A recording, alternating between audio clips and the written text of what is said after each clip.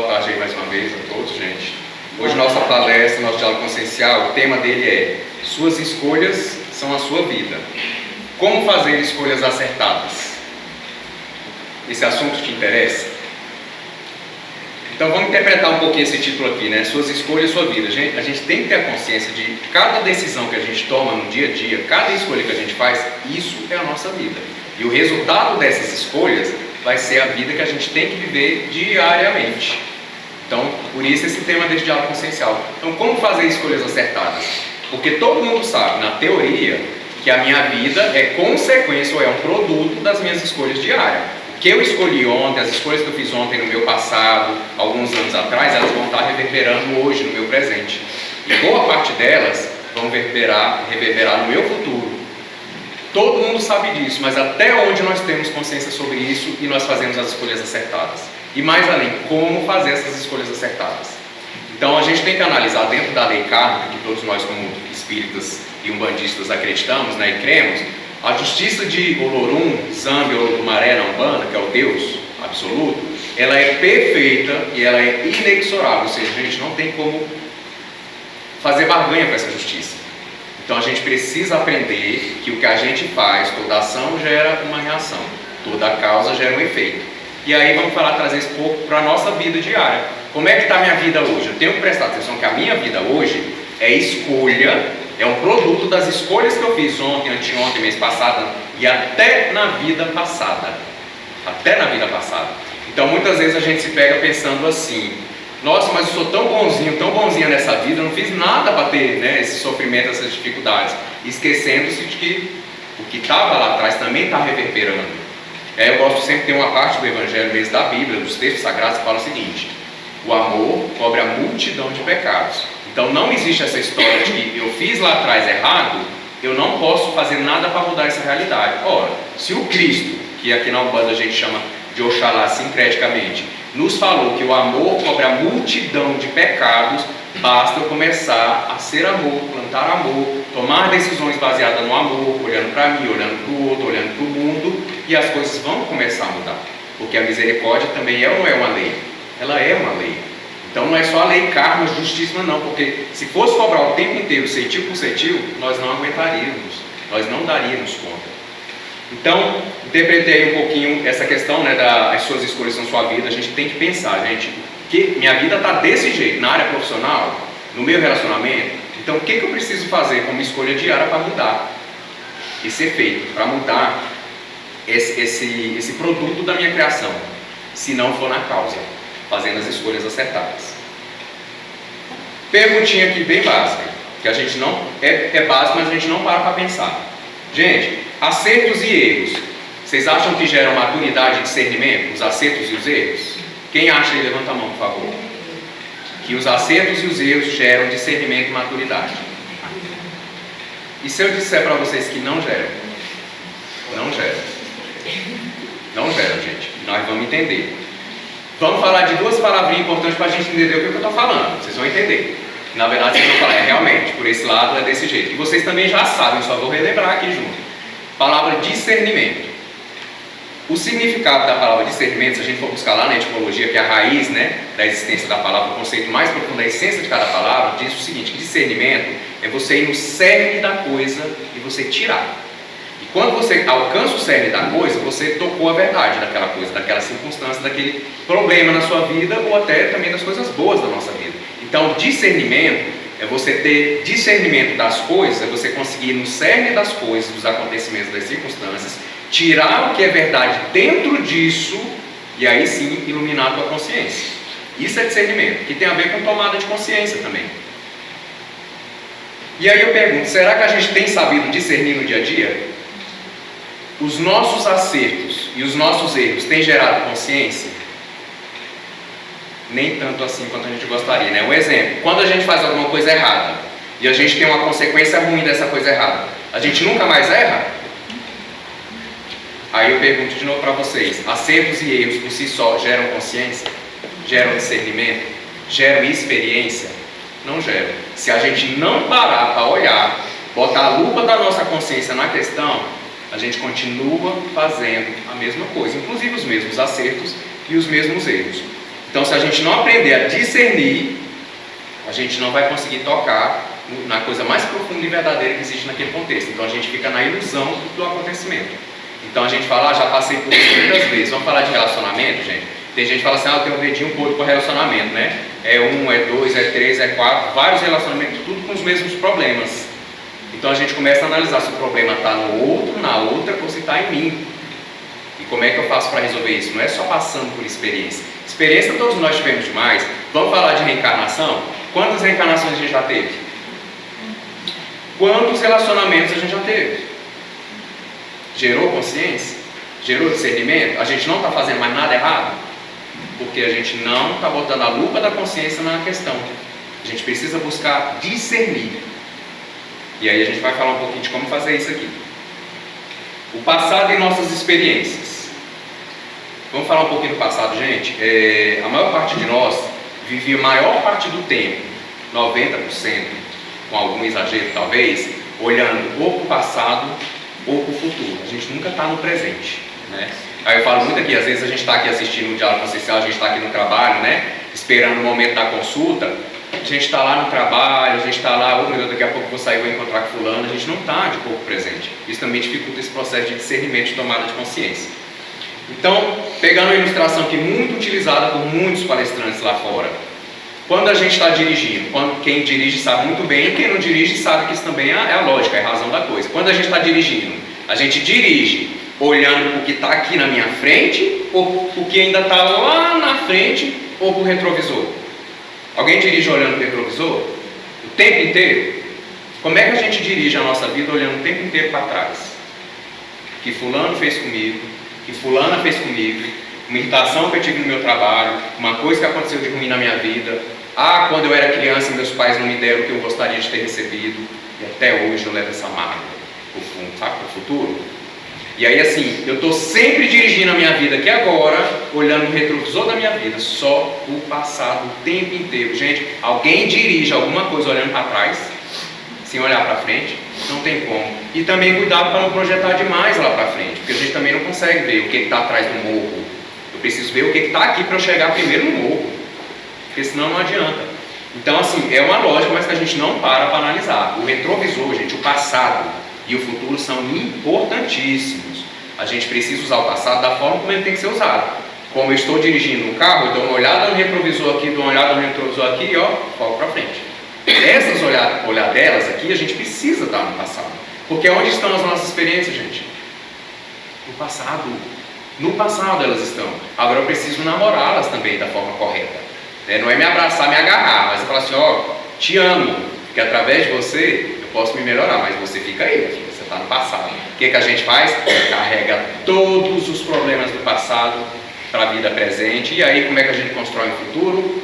Não tem como, ninguém dá conta do peso. Então o que é interessante? Quando a gente usa o passado, a gente vai lá no passado, faz uma visita no passado e volta para o presente, ou seja, lembrei, vi como é que era, não vou fazer de novo, voltei, meu futuro vai ser de bom para melhor.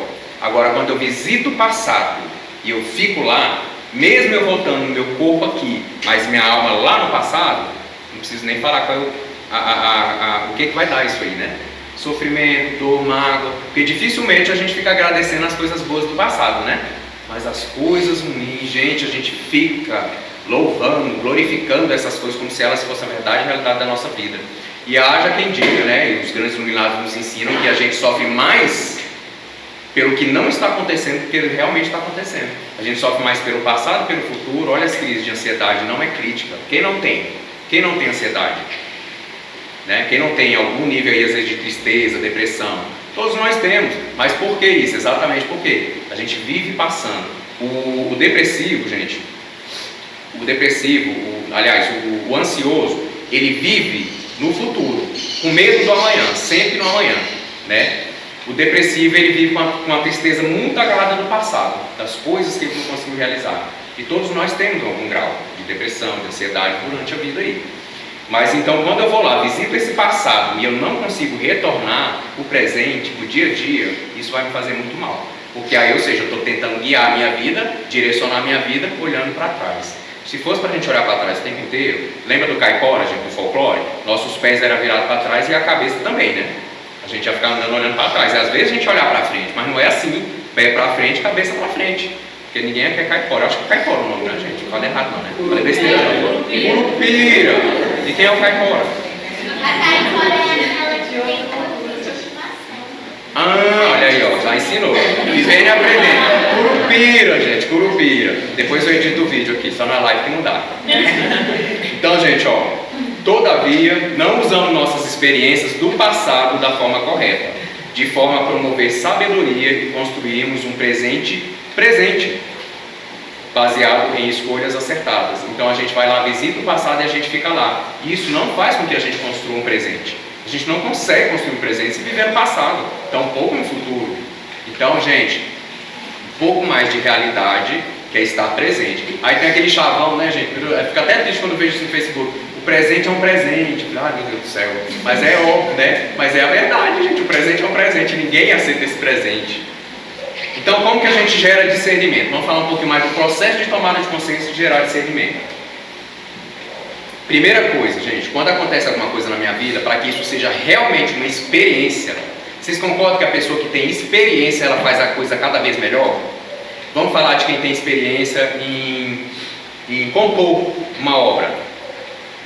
Quanto mais experiência, mais facilidade, mais tranquilidade, não é não? Eu lembro que antes, quando eu ia preparar as palestras, gente, era 4 dias no mínimo. Então, quando, assim, como era toda semana uma palestra, eu dei uma palestra aqui hoje, amanhã eu já começava a preparar outra. Falei, meu Deus do céu, como é que eu vou preparar? E assim, o que a experiência faz? Com que fique mais leve, mais tranquilo, que você faça de forma mais desenrolada. Então, tudo na vida é assim. Mas o que? Quando está gerando algum nível de boa experiência. Então, o que a gente precisa entender? Se eu não parar para analisar, eu estou com um problema, eu gosto de usar esse problema, porque quem não tem esse problema de relacionamento financeiro? Quem não tem, né? Então, assim, quando eu estou com um problema financeiro de relacionamento, eu preciso parar e analisar por que eu estou atraindo pessoas assim. Isso quando a gente quer jogar a culpa no outro, né? Porque é mais fácil, né? Aí eu vou olhar e falar, será que o problema está só no outro? Aí eu começo a pensar, por que eu estou fazendo esse relacionamento? Que a gente vai falar um pouquinho mais à frente. Eu quero ter um príncipe na minha vida, eu quero ter uma princesa na minha vida, mas eu sou totalmente ao contrário dessa pessoa. Né? Então eu quero que a pessoa seja assim comigo, compassiva, amorosa, que faça tudo por mim, que me perdoe, que me aceite como eu sou, mas eu aceitar essa pessoa como ela é, jamais. Então assim, essa relação está totalmente subvertida e sem equilíbrio nenhum. Então a gente tem que analisar as coisas com consciência. Tá, eu estou com um conflito aqui com meu namorado, com a minha namorada, com meu companheiro, minha companheira. Será que eu não estou gerando esse conflito? É sempre a pessoa que está gerando o conflito? É isso que gera, gente, experiência. Então eu estou com uma família conturbada. Será que eu estou o tempo inteiro cutucando, botando álcool na fogueira e jogando mais lenha?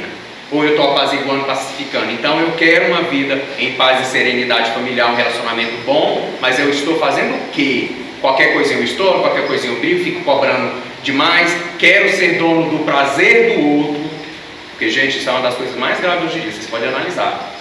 2 pessoas quando se conhecem, namorar, meu Deus, você é o amor da minha vida, você é a princesa da minha vida.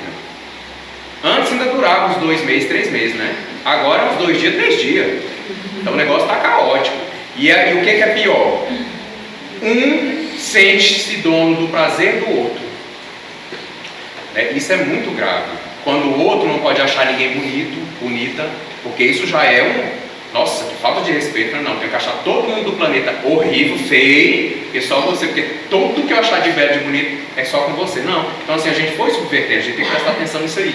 É esse pensamento que é o respirar, o contar até 10, projetar a nossa consciência na situação, principalmente se estiverem se repetindo os ciclos. A gente tem um vídeo sobre ciclos repetitivos, o que eles querem nos dizer no nosso canal do YouTube. Gente, se o ciclo está se repetindo, enquanto você não pegar a rédea da sua vida na sua mão, você não vai mudar esse ciclo. Enquanto você não fizer a mudança, o seu destino vai ser o mesmo. A gente tem que estar consciente dessa verdade, e ela também é inexorável, porque está dentro de uma lei. Não chega ninguém na minha vida se eu não atrair essa pessoa, e não fica ninguém na minha vida se assim eu não permitir. Tinha um colega meu que falava uma coisa muito interessante, que eu guardei. Podem até voar sobre a minha cabeça, mas fazer ninho eu não deixo não. É mais ou menos da gente dar limite para certas coisas. Só que, sabe, muitas vezes a gente dá limite para o outro, dando limite a nós mesmos. A forma como a gente está gerando esse relacionamento, seja de amizade, seja profissional, ou seja amoroso. Escolher pressupõe enxergar a realidade, que pressupõe colocar atenção, que pressupõe conhecer as circunstâncias para então iluminá-las com a sua consciência, com a luz que você já tem, e assim alcançar uma real compreensão do acontecimento. E então, sim, nós vamos fazer a nossa escolha. Vamos de novo para o relacionamento? A pessoa está sempre atrás do relacionamento, só encontra pessoas difíceis, complicadas e tal. Se essa pessoa parar e analisar como ela está alimentando esse relacionamento, eu te garanto que a frequência dela muda. Na hora que muda a frequência dela, ela não atrai determinado tipo de pessoa mais para o campo de vivência dela. Porque a lei, gente, ela é perfeita. Quando a gente atrai alguém, essa pessoa tem algumas curas para realizar na gente, mas também tem muita coisa boa para contribuir com a nossa vida. E é por isso que eu costumo dizer aqui, quem já frequenta o C. Luiz, que eu não acredito nessa história de alma gêmea quando é metade de duas laranjas. Para mim, alma gêmea não é isso. Eu acredito na alma gêmea, mas para mim, alma gêmea não é duas metades de laranja, porque nós somos seres integrais. Para mim, alma gêmea é aquela pessoa que pode ser homem, mulher, quem quer que seja, que você junto com essa pessoa, você realiza coisas na sua vida, sonhos, construções, oferece ao mundo, recebe do mundo, coisas que jamais você faria se estivesse sozinho.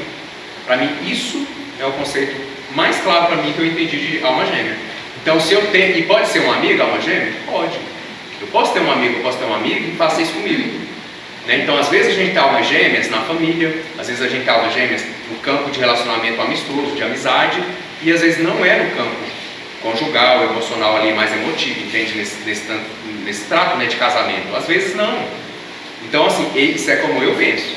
Então, eu penso que é o seguinte, a gente precisa, escolher, eu tenho que enxergar, para enxergar, eu tenho que olhar, para olhar, eu tenho que saber o que é essa coisa, e aí eu ficar ali, pesquisando, com a determinada distância que eu vou falar já também, isso é importante, e dentro dali eu tomo consciência daquela coisa, e aí eu conhecendo essa coisa, eu vou poder escolher se eu quero ou se eu não quero. Isso gera discernimento, toca diretamente, profundamente na minha capacidade de escolher. Se o discernimento, gente, não está me fazendo escolher melhor, não é discernimento, eu estou me enganando. Eu estou fantasiando, porque o discernimento, obrigatoriamente, ele vai gerar uma capacidade de escolha melhor. Então, cada dia eu escolho melhor as minhas amizades, os meus relacionamentos, a minha carreira profissional, né? Enfim, a minha religião, onde eu me encaixo melhor. O processo de gerar discernimento, ele é interno.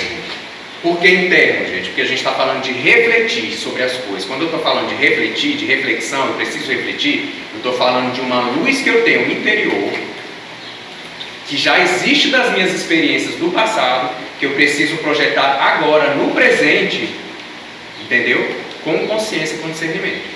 Então, o discernimento ele é gerado dentro de um processo interno. Eu não vou discernir conversando com alguém e brigando com alguém.